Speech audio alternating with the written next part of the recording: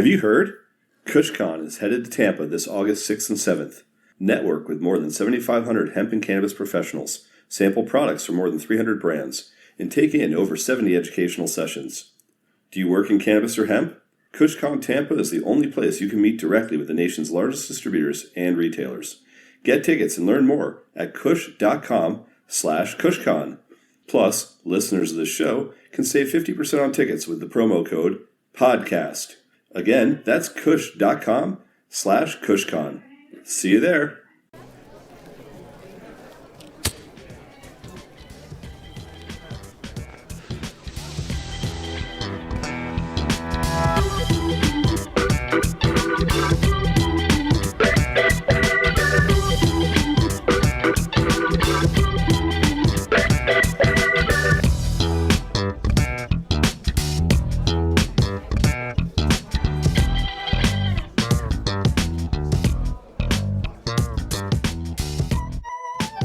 Good afternoon and welcome to another edition of the Deadhead Cannabis Show. I'm your host, Rob Hunt, coming to you from beautiful, sunny Southern California, also known as the Promised Land. They're working on the T-bone steak, call it down over to the Golden State. When the pilot told us in 13 minutes we'd be headed in the terminal gate. Swing low, switch higher, come down easy, touch it to the terminal zone. Cut your engines and cool your wings and let me make it to the telephone. Los Angeles, give me no folk, Virginia, Tidewater, boy, 10 on 9. Tell the folks back home, this is the Promised Land, calling the poor boys on the line. So, lots to go over today. Unfortunately, my co-host Larry Mishkin has decided that Sedona, Arizona and the Grand Canyon are a greater pull for him than doing the show today, but we miss Larry, and hopefully he's having a terrific vacation with his family. I do have the good fortune of being joined today by our producer, Dan Humiston. So Dan will be jumping in here to discuss a little bit of Grateful Dead and certainly some cannabis topics of which he knows a great deal about. So how you doing today, Dan? I'm great. I miss Larry. We just got a phone call from him from the Grand Canyon. Said for some reason he doesn't have any internet down there, so I think it's a lame excuse. But we're thinking of you, Larry. I think that if I were sitting in Sedona right now and I've been in cold Chicago all winter, I probably wouldn't be doing the show today either. So, Larry, have a great time. Enjoy the desert. Have fun out there. So it's you and me today winging it instead. No fearless leader in Larry Mishkin. But I think we have a lot of stuff that we can cover today. And first of all, we're looking at June 12th from 1980, which is Portland, Oregon. A really, really fun show as part of the Grateful Dead's kind of Northwestern run. It's right around the time of their 15th anniversary. So they did the Folsom Field shows in Boulder, and then came out and did a little bit of Northwest, the Portland, Oregon shows, and the Seattle, Washington. So this one's a lot of fun. I'll get into some of the reasons why this one's a special show a little bit later. Lots to cover in the cannabis world as well. So maybe we'll dive right in there because there's a lot of exciting stuff. And I'll start off with one that you and I touched a little bit on earlier, Dan, which is some interesting news coming out of Delaware, something that we really haven't seen, in the trajectory of legalization of cannabis at all. And that's that, we're watching a democratically elected or a Democrat governor veto a bill that the House put forward for cannabis legalization. But more importantly, after the veto, didn't get the override with a very, strong left side of the aisle state house that could have easily overridden the veto and didn't. And it's the first time we've seen this happen. What are your thoughts on it? I haven't read the bill. And so but off the top of my head, I'm just like, this doesn't make any sense because all the polls point to this is an accepted position. And so I can't imagine, especially a Democrat would think, well, this is going to help my position or help my future in the office. I can't imagine that that's his thinking. So unless there's something in this bill that just doesn't make any sense or is unfair, I can't understand why he would do this. I mean, I just can't fathom that somebody, as much as they know right now, would be against this for outdated beliefs. But yeah, and the interesting thing is, I don't think it is as a result of being a poor bill. I mean, the bill sailed through committee and then sailed through the House initially. getting 26 votes. And then when the veto happened, it came back and they had the chance to override it and only got 20 votes. And so it wasn't a question of the House, disliking the bill. But what I will say is that, Governor John Carney of Delaware has been very vocal about his opposition to cannabis legalization in general.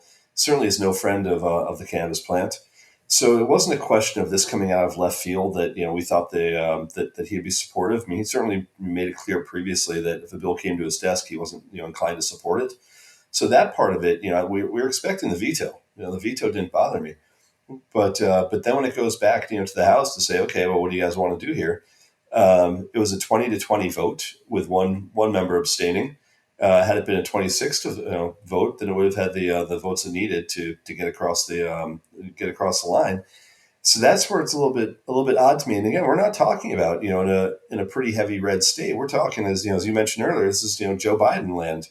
This is in between Jersey and Delaware, or excuse me, Jersey and Maryland, two bastions of progressive cannabis policy. So to see it happen in Delaware, I mean, look, okay, maybe you've got a little bit of sort of the old DuPont regime that's been running that state for a long time, and a little bit of more conservative Dems than you do in most states, coming out of Wilmington. But this isn't what you expected, especially in kind of the trajectory when everything else, like the entire country, is moving more progressive on cannabis policy. To see this state in particular slow down. Yeah, I agree. It doesn't. It feels like we're missing something. It really does. Unless, like you said, he is just this is the hill he wants to die on. I mean, that's the only thing I can think of. If he is saying, I'm drawing a line in the sand and I'm not budging on this, I don't understand it. And all the data doesn't support his position. And it just seems like he's really stuck in the past. But yeah, which we do see in other places, and that kind of is a good segue to the next things I wanted to cover today, which is, I don't know if you read Alicia Finley's Wall Street Journal opinion that came out the other day, trying to make this connection between violent crime and cannabis, which has now been pushed by Laura Ingram's been on her show and talking about it as well, and trying to say like, okay, with these mass shootings that are happening and some of the other violent crime that we're seeing in inner cities and in other places, that how come people aren't taking a greater look at the correlation between the uptick in cannabis use and psychosis and violent crime that's happening, with literally zero to back up these claims. And this is again, let me point out, this is not the Wall Street Journal, coming out with the editorial side doing this. This is an opinion in the Wall Street Journal. But the fact that the Wall Street Journal, decided to publish this one, and where she was, sort of going to was data that Alex Berenson was providing. And I don't know if you're familiar with Alex Berenson, but this is a guy that fell absolutely flat on his face with data about what was going to happen with vaccinations. So he was a former New York Times journalist, but Berenson's been previously relatively sympathetic to the cannabis industry.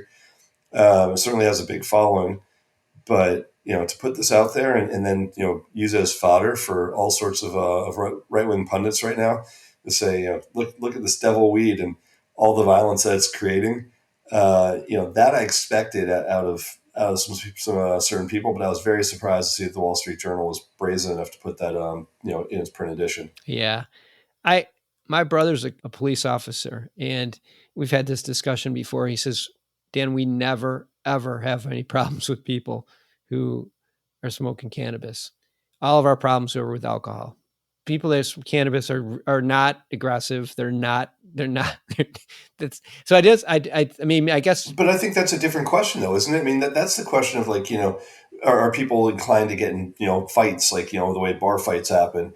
I think this is more a question of psychosis that's caused by like prolonged use over time, of whether or not that affects your brain and affects your capacity to make rational decisions. This isn't like, hey, I got drunk one night and did something stupid. This is I used for a long time, and as a result, it's changed my ability to my cognitive ability to deal with life. So, but again, the only time you've ever seen that kind of propaganda is usually coming out of groups that stand to make a profit from taking that position, which is normally, the incarceration lobby, or it's the people that make money on rehabilitation. So it's rare to see it. Like, look, we've got how many millions of users right now in how many states that are legal, that are openly purchasing, where, $40 billion a year industry.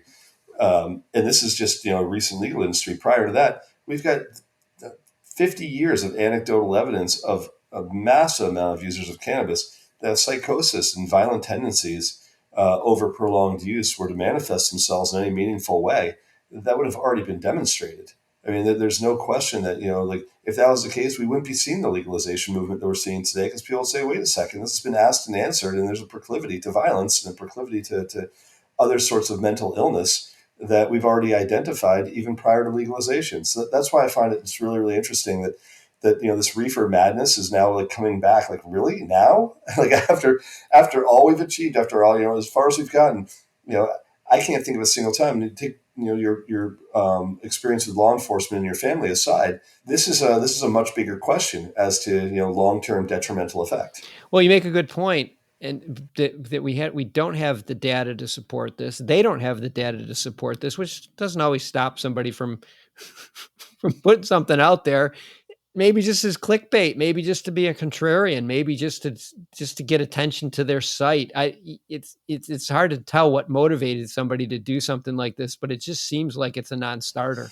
Yeah, look, you're absolutely right. I mean, Kevin Sabet's been doing this for years, right? He's been out there with smart approaches to marijuana and trying to sell people on the fact that, oh, no, it's not that I'm against cannabis. It's just that we really need to think about how we're going to do these integrations. And, we have to consider 100 things you're not considering right now. Ultimately, if you listen to his message, I'm very anti-cannabis. I'm just trying to pretend that I'm not. But what's it for? It's because he's making a great deal of money on the lobby that he's developed, and a great deal of money on selling materials and being interviewed and being a speaker at events. So, if there's a way to be a pundit of some sort where, you're receiving monetary gain for doing it, there's a lot of people that are willing to say almost anything you want them to say, or anything they think is going to sell books or sell airtime. Yeah, you're right. But hopefully this one doesn't gain any traction, and it's just, we look back on this as just say it was one failed attempt to slow down the movement. Yeah, exactly. And to all you out there in the audience, know that, this is certainly not anything that I ever say to try to gain audience, because if I have, it certainly hasn't been working. Thank you to the couple thousand of you out there that are listening to us consistently. But no one's paying me to put forward my positions on how I feel about progressive cannabis policy. Yeah. So hey, getting back to the music for a minute, the show that I chose. I know you're not a huge Grateful Dead fan. You can't nerd out the way Larry and I can on some of this stuff. But I don't know if you remember, but May 18th, 1980 was the day that Mount St. Helens initially erupted just outside of Portland, Oregon, with pretty cataclysmic effect. And most people remember that May 18th eruption. They don't realize there's multiple other eruptions that happened subsequently over the next couple of months. So it was eruption after eruption after eruption. There were 3 of them that were pretty massive. Not nearly as big as the first, but if you were living in the Northwest at that time, you were largely covered in ash for quite a few months there, and it was coming down like rain all over the Pacific Northwest. So, an interesting time to be there. It was, sort of for me, one of the catalysts as a young kid. I think I was 8 years old when it happened, of like thinking earthquakes and volcanoes were so cool, with the 1989 earthquake in San Francisco being the other major catalyst that got me into like wanting to be a geoengineer in college, until I realized there was math involved. As I always say, us attorneys are the smartest guys that aren't scientists or mathematicians. We're the ones that fall back on a fallback position of well, this is a hell of a lot easier than that. But St. Helens, was a big deal, and was a really big deal then. And there's some legendary stories about the Grateful Dead's performance that day in Portland, because it coincided with the third eruption on June 12th, 1980. There was another massive eruption that happened, and the entire venue, when people were leaving, their cars were coated in ash, and the highways were coated in ash. And as people were trying to make it from the venue from Portland up to Seattle for the next shows, a lot of them had massive engine problems their cars were shutting down because the intake just wasn't working. So there's cars stranded all over the highway. And fortunately, the band made it. The band got to the next venue. But it made for kind of a legendary thing. There's very few times. I mean, like you talk about like sort of the random things that happen that coincide with the Grateful Dead performance, and whether it's like just weird stuff that you heard happening in Giza when they played in Egypt in '78, or Giant Stadium in I want to say 89 when they played The Music Never Stopped and the line balls of lightning roll along and a lightning bolt hit the stadium at that moment. There's definitely like sort of these magical moments where people look back and be like, whoa. But to have an eruption happen roughly at the same time as you're starting the second set with a scarlet fire and having a fire on the mountain where the mountain is literally on fire right up the street from you, and the eruption was enough that it was so cataclysmic that it caused an earthquake simultaneously and everyone felt this thing, is one of those times that people look back and be like, wow, there's some cosmic Grateful Dead stuff going on this night. So I figured it'd be a good one to feature. But let's listen to a little bit of the Cassidy, because the end of the first set was pretty hot as well.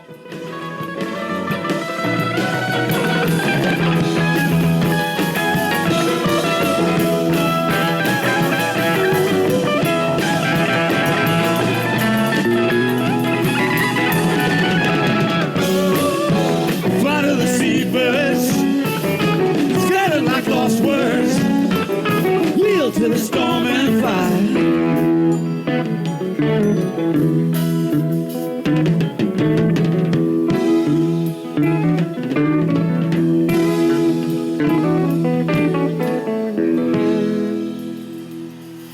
That was the end of the Cassidy from that show.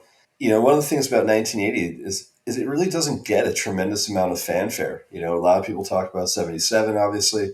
78 and 79 still had, a lot of big shows. 79 was, when Brent joined the band. 78 was when Keith, was just leaving the band.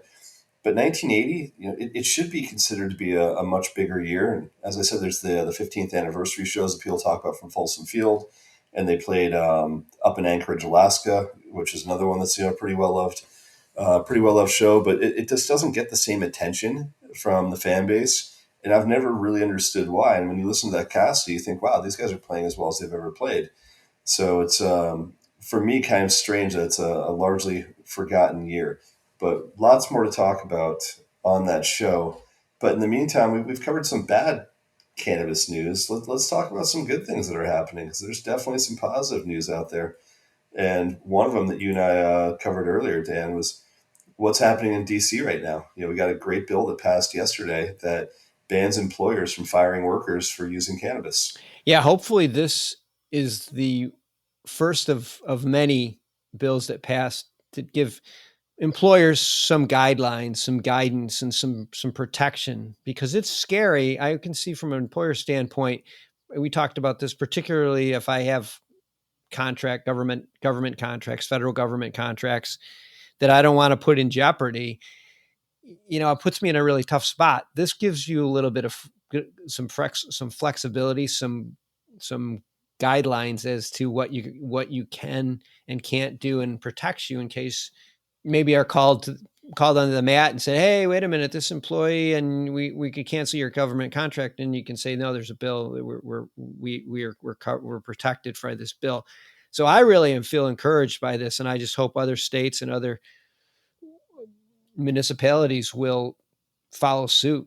This is a really good sign. It's a great sign, but it also, raises all sorts of new questions. And the primary question is, can you have a policy in DC that is in direct opposition to the policy of a multi-state corporation?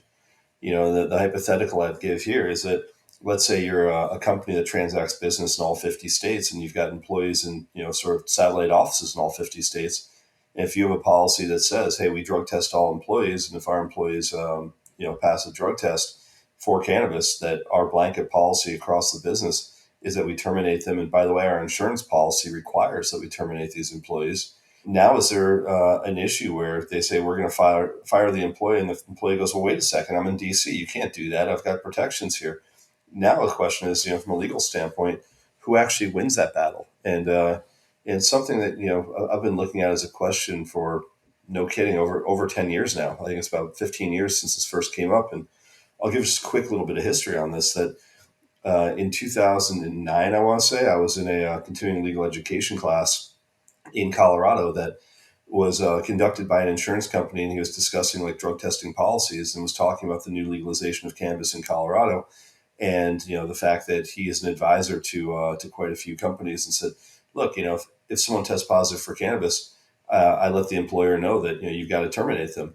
And a lot of us in the class that, it's like 50-50 cannabis supporters and non, and the cannabis supporters are like, well, wait a second, this is legal in Colorado. Like, you can't do that to an employee. If they're a medical cannabis patient, and this is before adult use, if you're a medical cannabis patient, you can't terminate someone for that. And he came back and said, look, we have blanket policies for a lot of these insurance programs.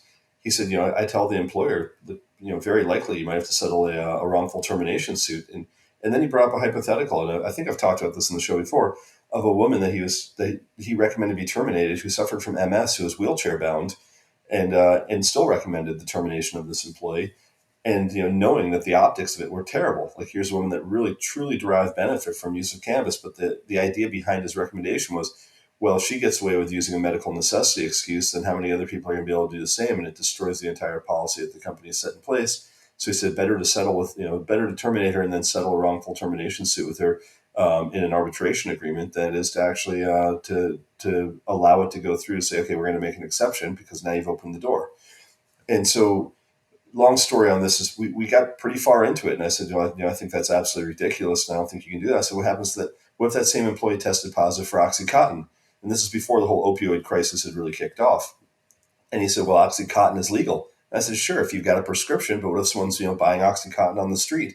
He's like, oh, we couldn't know that because of HIPAA violations. Like, we can't ask what they're. And I said, okay, well, you're right about that, but HIPAA should protect whether or not, a cannabis patient, if they test positive for cannabis, they should be able to say, I've got a recommendation for this, and you shouldn't have to be able to verify it any more than you should for Oxycontin. He said, no, because of the federal illegality, we don't take that stance. And he said, second of all, like, no one's abusing Oxycontin, and half the class just goes, oh, come on. Like, you're not paying attention. What we're seeing coming out of DC right now from the standpoint of, how it's going to work, I think it's going to require quite a few other places to follow suit and say, hey, we believe in what DC has done. We've got to provide these same protections, because if not, and they're just an outlier, I don't know whether or not it's strong enough to provide the protections that they think they're providing from a legal standpoint. Yeah, you make a lot of good points. I think it's really more of if you're just located in the district, then it works, that it would work fine for you. But if you're a company, let's say like Lockheed Martin, like, what are they going to do? Like, they're not going to just carve out. I don't know for sure, but it seems as though they probably would take the same stance that your professor took, and they're not going to carve out the district. They're going to just deal with those one-offs as they come up. But I think in a big picture, it's identifying this issue and acknowledging that there's a concern and that it needs to be addressed. And so hopefully this is the first step in a multi-step process that starts to move other states, other municipalities towards the same position. And I don't know that it's going to matter until the whole country's there. And like you said, if your insurance policy, I don't want to lose my insurance policy. Like, I don't want to jeopardize that. So there's a lot more variables in this than meets the eye. You'll never be caught needing to replenish your stash again when you subscribe to Hemper's monthly smoking boxes. Hemper is hands down the best place to stock up on your smoking supplies, no matter the occasion. Curated with innovative and hand-selected products to ensure you are getting the absolute highest quality accessories for your smoking experience, Hemper's monthly subscription service provides $100+ in value for only $40. There's also the convenient option to receive one every month, 3 months, 6 months, or yearly. Right now, use promo code DEADHEAD10 to get started and receive 10% off a Hemper box or the XL box at Hemper.com. Yeah, for sure. And look, the single thing I'd say to most employers is stop complaining about not being able to find employees if you drug test. If you're testing for cannabis in today's day and age, and you don't have like heavy machinery, or you don't have specialized work that requires someone to be 100% on it at the moment. Look, I'm not advocating that anyone use cannabis before they go to any job, but cannabis stays in your system much longer. It's fat soluble. It's almost impossible to detect when you're using it. And you can do an anagram test, but you're not going to test for whether or not there's inebriation at the time of the test, or whether or not it was from the day before, or 4 days before, or a week before. So for that reason, there's a lot of companies that are having a lot of trouble finding qualified applicants, because of their drug testing policy, especially around cannabis. So, if you're a company that, you're not asking people to perform very technical things that require absolute sobriety. I mean, if you're just like a rank and file, employer, stop testing for weed. It's relatively simple. If you want good applicants, and if you don't, then don't be surprised when your applicant pool is 1/3 of what it would be otherwise, because like there's a lot of people in the age 21 to like 30 age group that have no intention of ever working for a company that tests them for cannabis. Why would they do it? And I know that your daughter's in this industry of doing recruiting. I'm guessing that there isn't a person that's that she's recruiting that would be willing to work for a company that's going to drug test them for cannabis. Especially if they're looking for a job in cannabis. And do you remember like 10 years ago, there was companies in the cannabis industry that were like, oh yeah, we're still, we're looking at getting insurance policies that have drug testing. And everyone's like, you can't deal with what hypocrisy. Of course you can't do that. I know. And so, there's a pretty vocal opposition to it back then, saying like, if you're going to be a cannabis company, you can't drug test for cannabis. It's like, don't do it.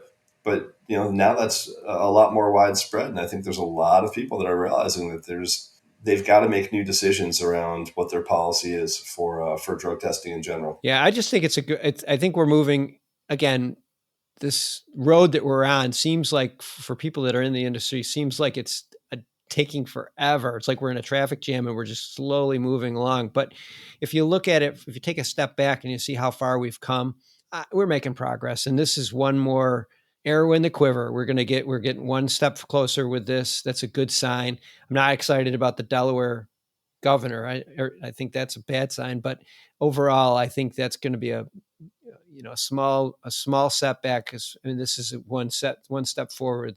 What's going on in DC. Yeah, and then look, I think we're seeing all sorts of little incremental steps all over the place. So it's if Delaware's the one outlier right now of kind of a step backwards, usually it's like 20 or 30 steps forward before you see a step backward like that. And I think we're going to see more and more states, or even within a state, become increasingly progressive, whether it's announcing the addition of new licenses, or whether it's expanding the program to new applicants, or whether it's realizing greater tax production based on cannabis. That's a lot of the news that we're seeing these days. Just how much money is coming in for cannabis taxes, and how much money is coming in just to the industry in general, and how many people they're employing. So the more mature the industry gets, the more accepted it gets, the better off we are, and the less we expect to hear from people like Alicia Finley over at the Wall Street Journal. Yeah. So, and if it's got to be, and if we have to have a state that's going to say no, it might as well be one of the smallest states in our country. Yeah, exactly. It's no disrespect to Delaware, but honestly, no one really cares what you guys do. We care what New York does. We care what California does. We care what Florida does. We care what Texas does. Those are states that move our needle politically. But even those states, we're seeing a lot of movement even internally with those states. I mean, New York, we're looking closer and closer to full blown legalization and actually selling into the adult use market. And so I'm excited. I think this summer is going to be a watershed summer in general. And one other positive piece of news I think that we can touch on quickly is, we always kind of phrase this in partisan terms as far as who we expect to lead the charge. We certainly have seen some Republicans in the past, especially in the House, that have been very vocal as advocates, for cannabis reform. But it's rare that you see it in the Senate. You see like the libertarian side of the Senate, the Ted Cruz's, the Rand Pauls, the Marco Rubios, who have been supportive of cannabis policy, but not usually like overtly supportive of saying, hey, I'm really going to push an agenda. But we saw it this week. We saw Steve Daines out of Montana, the senator from Montana, actually put an ad out that said, let's get safe banking passed. And again, Montana is not a state that moves the needle politically, but it is a very conservative state in general. It's got some pockets like Whitefish and Missoula that are pretty progressive, but the entire eastern side of the state might as well be the Dakotas. And for him to come out and push this policy of saying safe needs to pass, I was really excited to see that. Yeah, I mean, in my opinion, is you don't even have to be pro cannabis to support this bill, because this is just pro safety. Like, you don't want cash. You don't want a cash economy. It's dangerous for everybody. It's dangerous for customers. It's dangerous for employees. It's dangerous for people just walking by. So whether you're a pro cannabis or anti cannabis, you should not be against this bill. And I think I don't know why more people in Congress don't feel that way, because this is really a pro safety bill. Like, cash is just creates an environment that's just not safe for anybody. And why do we want it? Why are we taking a step back? We're trying to get away from a cash economy. We're trying to get away from people carrying big wads of cash. It really baffles my mind sometimes. So when somebody, whether they're really far right leaning or really far left leaning, comes out against it, I just scratch my head. Yeah, I do too. I mean, it's a simple adage that we've known for years. And I think, to paraphrase one of the great bank robbers of all time, Willie Sutton, why do people rob banks? That's where the money is, so Where the money is. The same thing is true of cannabis dispensaries. The second you force people to pay in cash is the second you're making them a soft target. And as a result, you're making everyone else in that facility or around that facility a soft target. So in an age right now where, gun safety or just safety in general and how to, harden different places, like, you don't have to harden a dispensary. You just have to make it safe so that the people who go into that dispensary don't have to worry. You don't necessarily need armed guards at a dispensary. The only reason you need one is if you're actually, enticing someone else to try to come in and rob you. And that's, that's muted completely by digital transactions. So I applaud Steve Daines. I think, and the other thing that's always puzzled me, or I always felt was overplayed, was I just don't feel like criminals are going to be as motivated to go in and rob a dispensary just to rob their cannabis.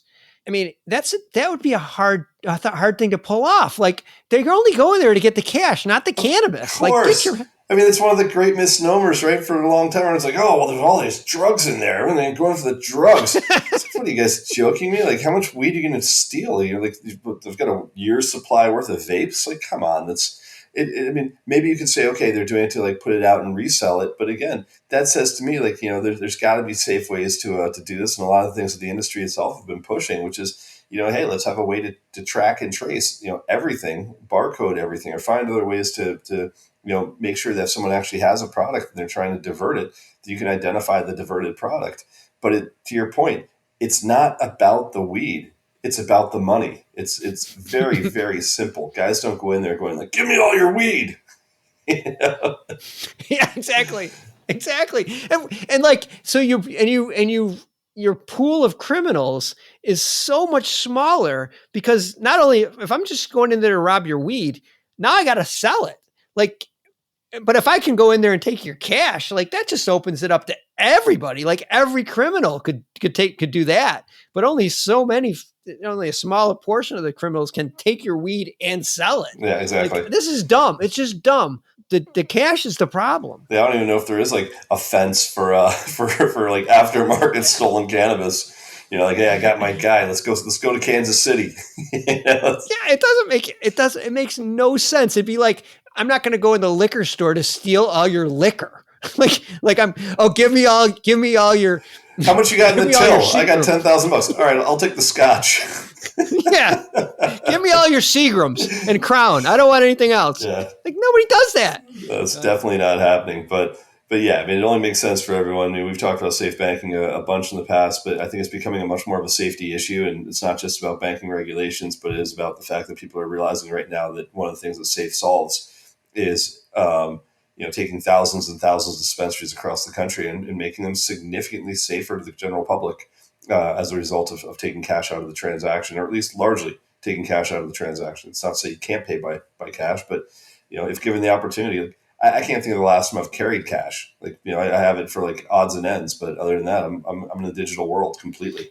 And it's employees, it's customers, and it's the people just near the area. I mean, why do you want to put those people in jeopardy? Why would we do that? It doesn't make any sense. So we need to, hopefully, this is another step in the right direction of the Montana senator coming out on this, on realizing it's just bad policy, not to fix this one issue. You don't have to be you don't have to be pro cannabis. Just make it safe for everybody.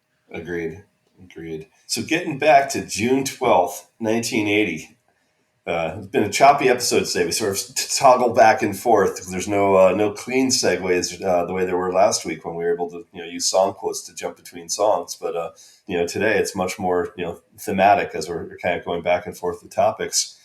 But I love early June. Early June, if you're a college student, was when college had just ended. If you're a music fan, that meant the tour was starting. No matter what band you wanted to see, whether it was Panic or Fish or the Grateful Dead or whoever else. If you're going to go to music festivals, Bonnaroo is usually the first week in June. A lot of the other bigger ones were the first week of June. Is you were kicking off the music season. That was like right now. Like some of the bands I just mentioned are in full swing with their tours right now. Music is back. Everyone's outdoors. Everyone's barefoot, wearing shorts, t-shirts. It's just a great time of year, and for me, I'm spoiled. Southern California is like this all the time. But even down here, it's been I'm out playing tennis in the evenings and doing stuff, and finding outdoor activities to do. There's more barbecues, more eating outside. So it's the best time of year, right? And for the Grateful Dead, that was always like June was definitely a peak of like kicking off their summer tour. But this year in particular, as I said, May 18th, 1980, St. Helens blows its top. They'd obviously long ago, announced the show. So it wasn't they could just, pick it up and cancel, say, okay, we're not going to play Portland. At that point, I don't think people were expecting that they were going to continue to have eruptions, but it did happen. And some of the quotes, some of the descriptions of this night, I think are worth, reading through because it's pretty cool. So if you look at the Grateful Dead of the Day website, they featured this show as their Dead show of the day.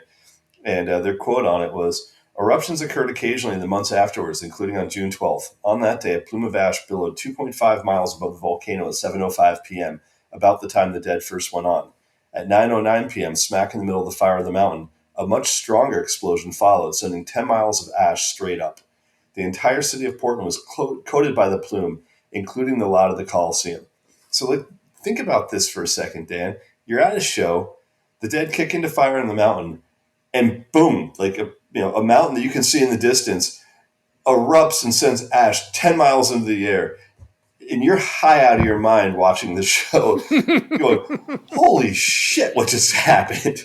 Did that happen? Did that really happen? That's like I'm saying, You're sitting there going, wow, really? So, especially that I can't help but be a skeptic, but it's happened so many times, or at least you've told me stories so many times where the song is playing when this happens. Like that is it's just such a coincidence, such a great coincidence that happens. It's a coincidence when it happens once. It's a miracle when it happens twice. But when for the Dead, it seemed to happen with somewhat frequency, right? It wasn't you could always count on it, but more weird stuff happened than not. But this one is one for the books. That 9:09 p.m. right in the middle of fire in the mountain when this thing happens. It's crazy. And one of the things that I loved is Bill Walton's description afterwards. And so let me read a quick bit of this, which was posted on Jambase. And it was an interview with Bill, and said, "We were on tour with the Grateful Dead in Oregon. They were playing the show, and they start playing Fire in the Mountain. The volcano next door, Mount St. Helens, blows up. When the show was over, a bunch of us raced to the airport and boarded a plane. We told the people at the airport we were scientists studying atmospheric conditions and the effect of smoke and volcanic explosions on the human spirit. So the pilot was terrified, but we convinced him to fly right into the smoking crater with lava and fire everywhere. He wanted to go home, but we were still on a scientific mission. We kept getting closer and closer. As we were flying around the inside of the erupting volcano, the military jets scrambled from the local base and came up there to get us out. It was a real dogfight, but we had the spirit of Cortez on our side, and eventually left, and we landed at the airport, and the pilot was most relieved as we quickly fled and went back to the rest of the tour." That is... I mean, only Walton, right? Guy, I got to give him a lot of credit because that's scary stuff. I mean, it's cool afterwards, but at the time, I would be nervous going over unless he was... It's not scary. It's batshit crazy. I mean, if what he's saying is true, and there's a plume of smoke that's up in the air. I mean, as I said, like cars were breaking down the highway because they couldn't get from Portland to Seattle. I can't imagine taking a small plane and flying it over the caldera at, a couple hours later when the thing is still smoking, there's still lava down below. If what he's saying is right and not, some sort of, memory that's been embellished over time, that's one of the most absurd things I've ever heard in my life that Walton did. Especially since what you said earlier is that it blew once and then at 9:03 or 9, it blew again. So there's no telling. There's no way to know if it's going to blow again when you're flying a plane over it. Okay, so I look at this a different way. I kind of think back to Robin Williams in The World According to Garp, when the plane flies into the building. He looks at the real stage and he's like, "I'll take it." And his wife looks at him, are you joking? He's like, "Look, the chances of that happening again are astronomical," right? So I look at it that way, or I look at I remember being in Europe one time, and I was about to drop into a line, and the cornice right above the line dropped and just avalanched the entire face. And I looked at my buddy and I was like, "All right, let's go." And we dropped in right after. And everyone's like, no, avalanche. We're like, the avalanche already went. What are we worried about? The whole face slid. There's not going to happen There's twice, no other instability in the snowpack. Yeah. So there's times like if you watch the big one go, you're probably going, all right, well, that's exploded again. We're probably okay to go in there. But even still, it's not necessarily the safest thing to do. I don't even know if I want to be in that state, let alone over top of the volcano. Have you ever been on a smoking caldera? Have you ever looked into where the lava and stuff is actually in front of you? Yeah, in Hawaii. Yeah. But not. I mean, I was behind a fence, and it was And that's not Hawaii. Those aren't cataclysmic explosions either. Those aren't shield volcanoes where the whole top blows. Those are just magma sort of steadily pouring out. So a bit safer. I've done it down in Guatemala where they're a bit more volatile. There's big cone volcanoes, and there's it's a little nerve wracking to look down there and go whoa, that's happening right in front of me. So. Yeah, I'd say, wow. So it was right in the middle of Fire in the Mountain. Yeah. So the story goes. Should we play a little Fire in the Mountain? Let's do it. Let's hear it from that night.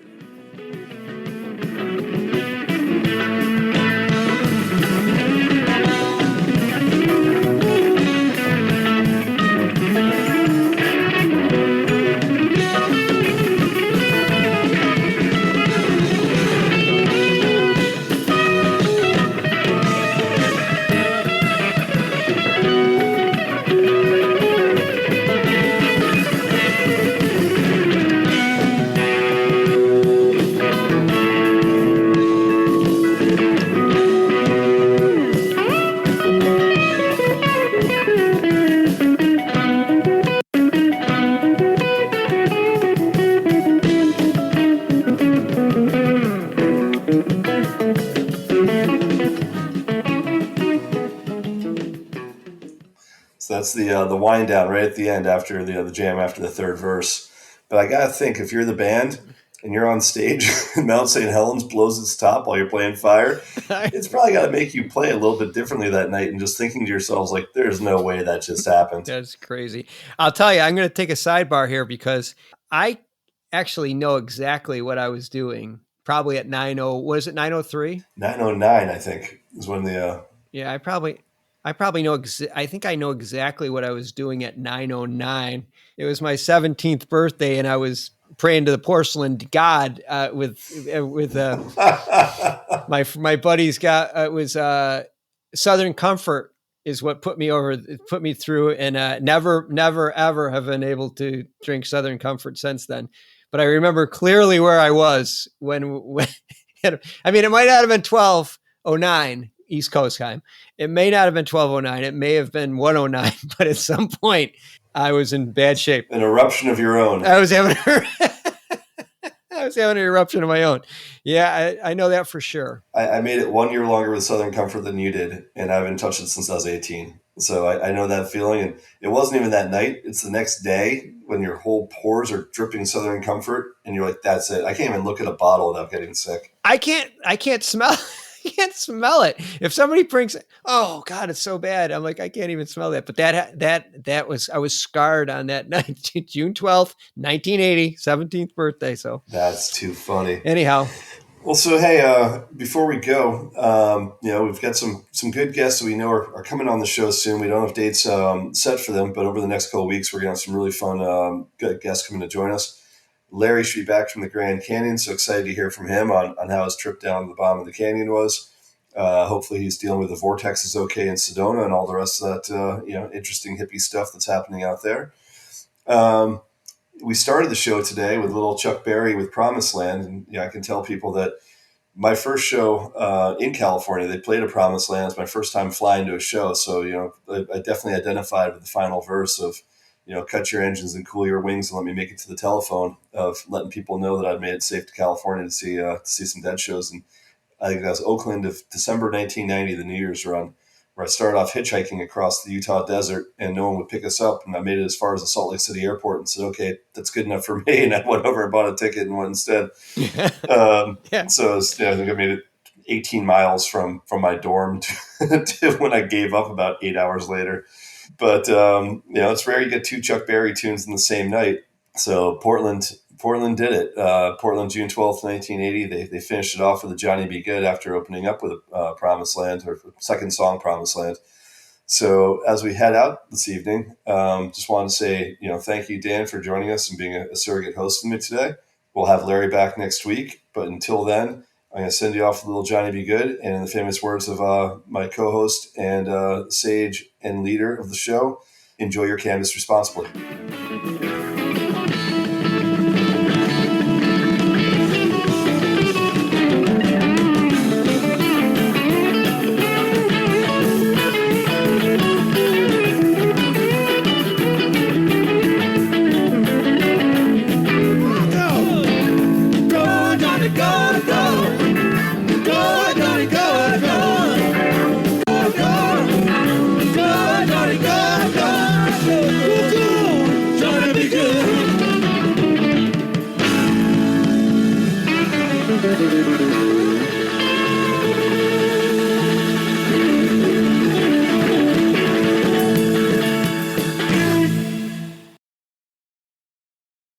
Infused, a cannabis talk show, is a one-of-a-kind look inside the cannabis industry. Meet the amazing people who make cannabis businesses bloom as they join host Nick with Francesca and Mike for creative cannabis conversations. Get an honest look at the business of cannabis, including trends, best and worst practices, products, education, and advocacy. Whether you're canna curious or running a cannabis, Infused has canna conversations that count. Infused is available on YouTube and is now streaming as part of the PodConx network.